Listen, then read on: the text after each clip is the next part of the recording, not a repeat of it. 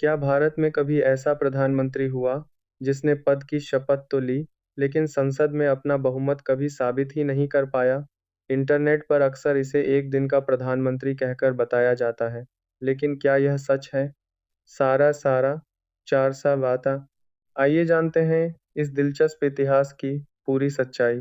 सबसे पहले यह समझना जरूरी है कि भारत में आधिकारिक रूप से कोई भी प्रधानमंत्री केवल एक दिन के लिए पद पर नहीं रहा।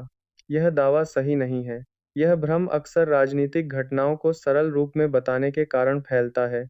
यह कहानी जुड़ी है चौधरी चरण सिंह से। 28 जुलाई 1979 को उन्होंने भारत के प्रधानमंत्री के रूप में शपथ ली। उस समय उन्हें बाहर से समर्थन मिलने की उम्मीद थी, लेकिन संसद में विश्वास मत होने से पहले ही समर्थन वापस ले लिया गया। ऐसी स्थिति में चौधरी चरण सिंह ने 20 अगस्त 1979 को इस्तीफा दे दिया। वे लगभग 24 दिनों तक प्रधानमंत्री रहे, लेकिन संसद में कभी बहुमत साबित नहीं कर पाए। इसलिए लोग अक्सर गलत तरीके से उन्हें एक दिन का प्रधानमंत्री कह देते हैं। भारत के इतिहास में गुलजारी लाल नंदा भी 2 बार कार्यवाहक प्रधानमंत्री बने थे, लेकिन वे भी कई दिनों तक इस पद पर रहे थे। इसलिए एक दिन का प्रधानमंत्री कहना ऐतिहासिक रूप से सही नहीं है। यह घटना भारतीय लोकतंत्र का एक महत्वपूर्ण अध्याय है। यह दिखाती है कि केवल शपथ लेना ही पर्याप्त नहीं होता, बल्कि प्रधानमंत्री को लोकसभा का विश्वास भी प्राप्त करना होता है।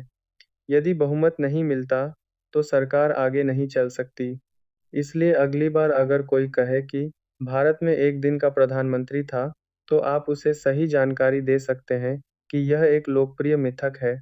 वास्तविकता यह है कि चौधरी चरण सिंह लगभग 24 दिनों तक प्रधानमंत्री रहे, लेकिन विश्वास मत का सामना किए बिना ही इस्तीफा देना पड़ा।